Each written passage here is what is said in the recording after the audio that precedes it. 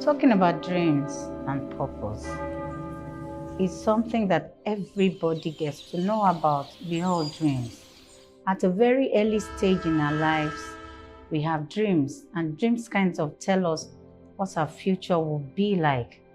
When I was much younger, when I wake up in the morning, my mother will ask me, "Lola, what did you dream about? What happened to you when your eyes were closed on the bed?"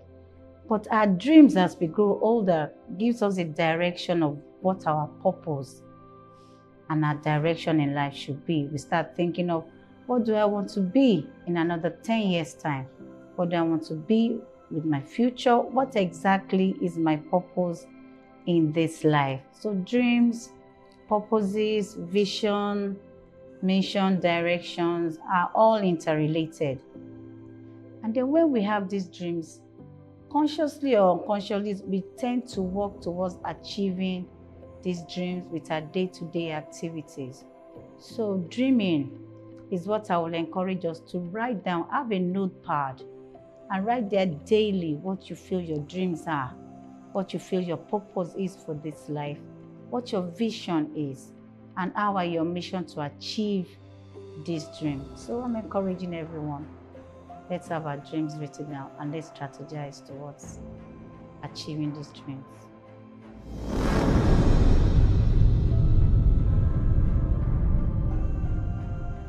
Engr Omolola Adetona, we came in contact about 5 years ago when she became the chairman of Nigerian Institution of Civil Engineer. I started as a sibling from the family of Ogundari and the first female in a family of 3. I have a big brother who is a very good architect now, and I have a kid sister, also an electrical engineer. So we started the journey.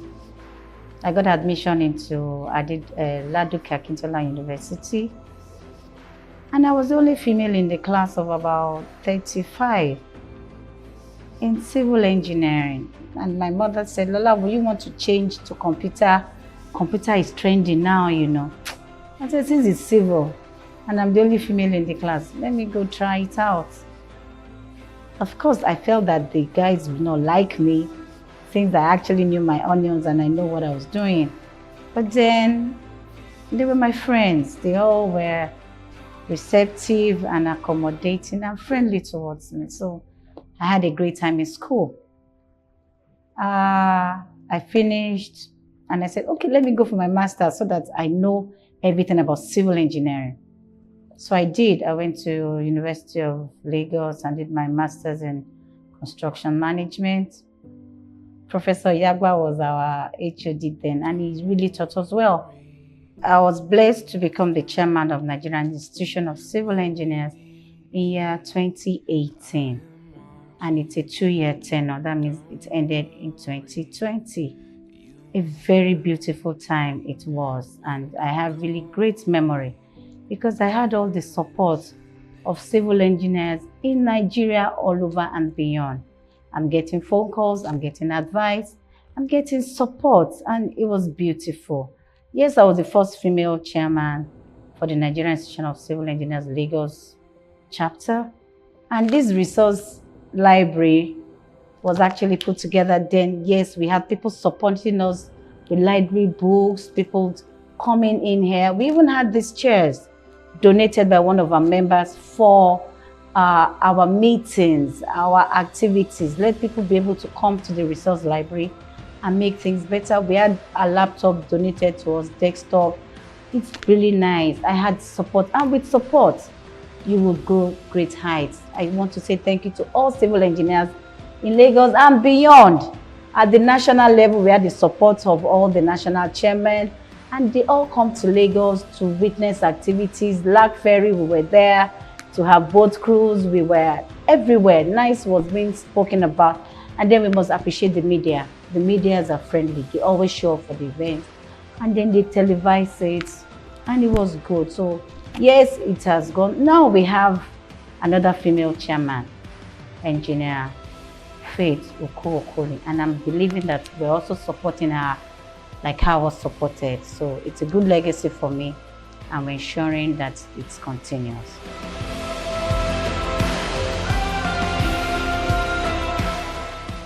To be a top, you must be registered with every professional body that you belong to.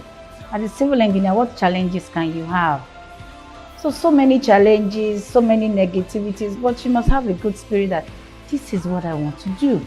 The built environment needs civil engineers. We also need all the aspects of engineering. We need mechanical, we need electrical, we need the architects. It's a built environment. So all of us need to come together as a team. I told myself, I must make a difference. I must make it easier for the upcoming engineers to be better. I didn't have a direction then. I just wanted to try out. Let me try consulting. Let me try construction. Let me see where I have the strength. Eventually, things started falling into place. I became a registered member of the Nigerian Society of Engineers. I also became a registered member of the Nigerian Institution of Civil Engineers. I became a management engineer, and I started doing works, attending meetings. And I said, okay, to be on top of this, Lola, you must take up executive positions. So I joined Association of Professional Women Engineers of Nigeria, APWEN. I became the financial secretary there. And then I also became the financial secretary for Nigerian Institution of Civil Engineers. And eventually I was growing. I was attending meetings, I was getting to meet people, I was networking with the elders in the association, and gradually, one step at a time, I was getting exposed to what really construction, civil engineering, the built environment is about. As time will have it, I was growing. Subconsciously, I was growing. I was learning, I was networking, I was writing down daily what I was doing, and I was getting better for it. Eventually, yes, I was doing some online courses as well. I was picking up this.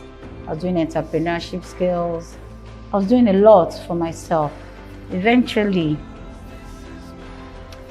by God's purpose, I became the chairman of Nigerian Institution of Civil Engineers, Lagos chapter.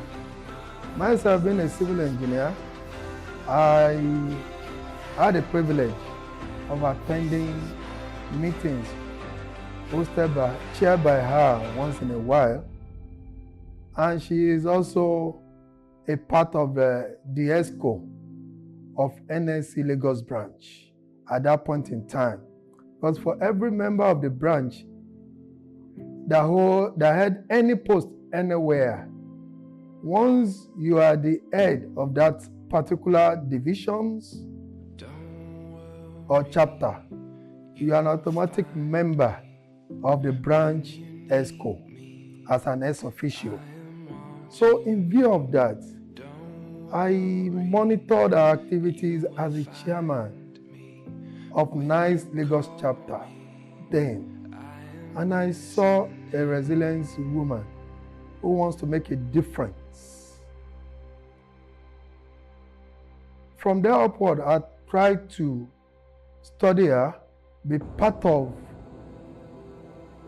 the goal she set for herself. In whatever forms we could, I am always available to assist, either through advices or formulations of idea. She has an idea, but how to go about it might not really come to her mind. So she brought it up. We'll look at it collectively, chipping advice here and there where there is necessary, but she will be the one to take the decision. Now that was the first uplifting, encouraging position I've had. I give all glory to God, and I thank most especially Engineer Dr. Bobby James Oivri, who was the past chairman of Nigerian Institution of Civil Engineers as national chairman, and also then my Lagos State chapter chairman, Engineer Tokumba Janoku. They were very solid behind me and said, Lola, you must get it right. And we were doing a lot of activities. One of them is the first ever walk for stability. As civil engineers came together and had the walk all the way from Alausa, the fire station, all the way around the Keja and back, just to create awareness that people should patronize engineers and not quacks. Quacks were disturbing us then. People were preferring collapse because of the cheap labor that they paid them, and our buildings were collapsing. So we said, yes, let's have a voice. They supported NICE seriously. We went to see the special advisor to the governor then, Engineer Mrs. Adetona, in the Ministry of Works and Infrastructure. So much was going on for NICE. And we had it because we had support of everyone. Our meetings were being attended, civil engineers were coming out, we were creating awareness. And it was a good one. I really had everybody's support, and I felt this could be better. And then I said, okay, that was even when we have the Tafaji collapse, and that this building that had students there came down. And then our Third Mainland Bridge was undulating, and there was a viral news that it was going to collapse then. So we went there with the Federal Controller of Works to say that no, our bridges are safe. It's a safe condition. We're doing some maintenance works, yes, and the expansion joints need to be mobile. So yes, I've had a very good time. And then when I finished, I went to the Nigerian Society of Engineers, the Lagos branch actually, and I became the vice chairman because I also wanted to make a difference. I felt that we were concentrating on only civil engineers in NICE. I wanted all the engineers to be part of it, mechanical, electrical. What is the built environment actually saying? So I wanted to be part of that and see what we can make a difference about. So when all this went ahead, and I told myself, Lola, what can you do on your own? What can you do differently? You must keep impacting on the environment. So we put together Engineering Resource Academy. Came up with the idea of this Engineering Resource Academy to assist the young engineers to be able to achieve their professional goals, professional development, because there is a yearning gap that the young engineers are not really getting to understand what it takes to become an engineer. She took that up, she started, put advice here and there, until recently when she came to me that she wants, because she's going to have more participants now, close to 40 of them, and she wants us to collaborate together at the branch. Engineering Resource Academy is an academy that was put together with inspiration of God to develop young minds. Fresh graduates of engineering is the focus. Because when you come out of school, the fact that we have this Yahoo trending, and if you stay at home 3 months not doing anything, you want to start looking for what you can do to make you better. So we felt that if we have an academy in such a way that when fresh graduates have been trained from school, we can bridge the gap. The vision, like you said, or the vision, is to train green engineers to becoming guru in their profession. So we put this together and said, okay, we will have a classroom training for you for 2-3 weeks. There we're bringing seasoned facilitators to come and teach you what you will experience when you get out there. We're teaching them surveying, we're teaching them report writing, we're teaching them as much as how to convert a bill of quantity to schedule of materials. We're teaching them even how to use the drone technology. Engineer Donato was around to teach us BIM, building information modeling. We've gone out to different construction sites. We went to Monumental Works to see how they will use polystyrene to develop a real estate. We also went to Black Diamond, invited us to the Luxuria building, and they went as far as the 16-story building. And this structure was built with pre-stressed slabs. This is something that is a rare technology.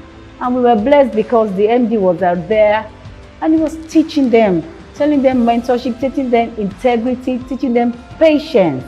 So we have a very buoyant platform where they were trained. Now, after the 2 weeks training, we will now post them out for internship. Now, we have partner companies that we go to and say, please, just take our interns, put them under the supervision of more elderly, advanced, experienced engineers for 6 months. And if they do very well, please give them permanent employment. If they don't do well, you can tell them to go. But we have given them the opportunity and a platform that does not come easy. Now, what I am saying is that, as it were, we just finished the training for the 5th session, and about 4 of them have been taken. We say thank you to Elala that has taken one of our interns. We say thank you to Engineer Ladi also that's taken some of our interns.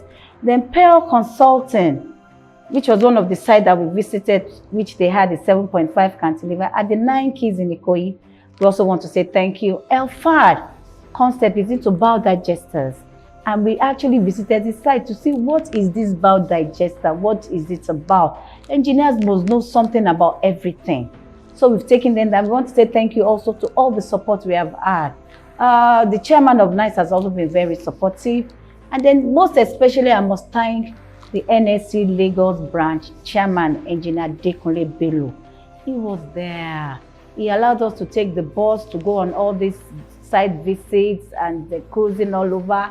And he always there to give them talks, to encourage them. He's a mentor to most of these children. We call them children, but they are interns actually. And he keeps talking to them. He has engaged about 2 in the highway industry. Those that said, I want to do highway. He has engaged 2 already. And so much is being done. Now, the idea is that when you are trained under a more experienced engineer, you will know it all. We gave them logbooks. Now, these logbooks covers the 6 months training. We will go there once in a month or as frequently as we can. We will check up on all these interns and check what they, because you write there what you do every day. And then you're able to communicate and put a summary sheet what you've done for the week. So this is also a follow-up to make sure that, yes, they don't mess up wherever they're placed. We want to say we've been so blessed. We've had 4 sessions and every one of them have gotten permanent employment after the internship. Now that's a facilitating, encouraging factor for us to keep up the good work, and we will keep doing this. Being a member of this branch, they have the privilege of making use of the facility, provided we have an understanding, so that there won't be a clash of activities with any other members. But basically, in summary, I would say Engineer Lala is a go-getter, he is a dogged fighter, and he is a believer in professional development of the young undergraduate, graduate, and a young professional engineer to attain that professional level that will make them be able to compete with their peers anywhere in the field of engineering.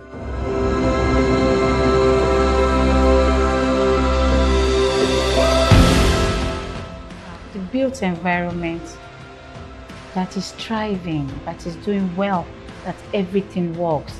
The power works, the services work, everybody's comfortable. It's something that inspires me, and we can get there. An environment where everything is safe, there are no buildings collapsing, there are no misconceptions of our designs. Our professionals are professionals to the extreme of perfectioning all the things that they do. That is an inspiration for me, and we can get there, and we will. We will get there, but one step at a time.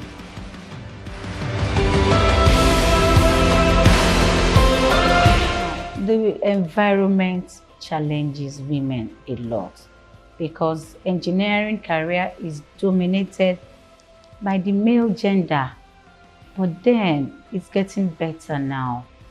Before you had, I told you I was the only female in my class of about 35 guys, but now we're having 5.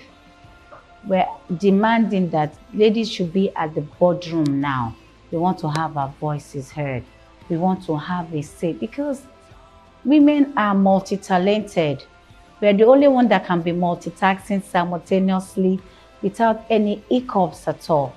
For instance, while we're breastfeeding, we have another baby at our back.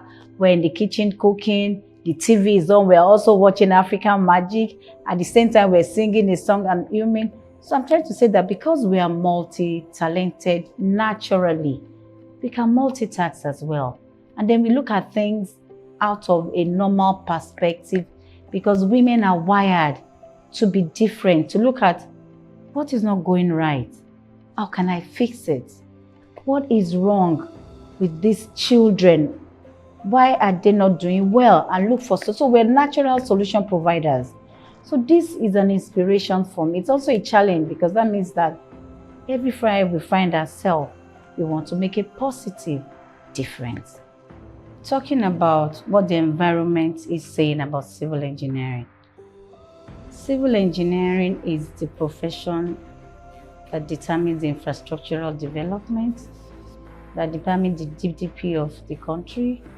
Even all other professions are linked to civil, so the future is very bright. But one thing, every civil engineer must ensure there is continuous professional development. We must keep learning every day. We must keep doing things differently. We must learn what is new in our society. Attend online courses. Let's keep developing ourselves in such a way that we can only get better for it. Most of these online courses are free. Or most of these online trainings are also affordable. So let's keep developing ourselves, and the sky is our starting point again. The future is bright for civil engineers. Really it is. Fulfillment is a dream. There's so much to do to get fulfilled, especially when your vision is clear and is loud. Me, I'm not fulfilled yet though. I just start. So getting to the stage when I'll say, I am fulfilled, is still a long journey ahead of me. So I am still searching. I'm still learning every day. I'm trying to develop myself. I'm trying to look at solution. I am a solution provider. Every engineer has a nickname of being solution providers wherever they find themselves. Have you heard of TechStruct? Now, that is technology and structure put together. They are an innovative organization that are bringing up new, fresh ideas into the engineering world. They did this. The team is made up of all civil engineers, and they're doing a very good job. My superior endorsement to TechStruct, once you hear the name, just put a smile on your face. It is TechStruct, and they're doing a good job. They're a technology company, they're a structural company, and a media team trying to bring a difference.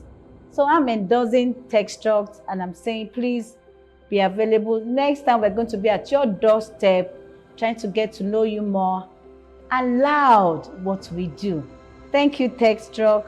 Well done, guys. It's a pleasure.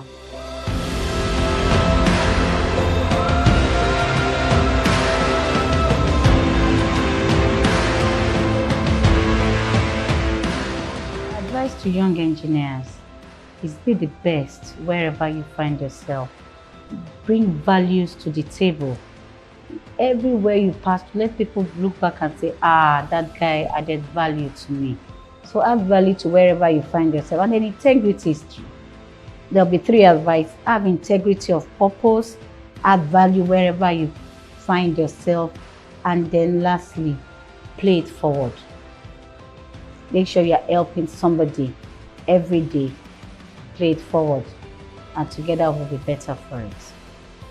Thank you.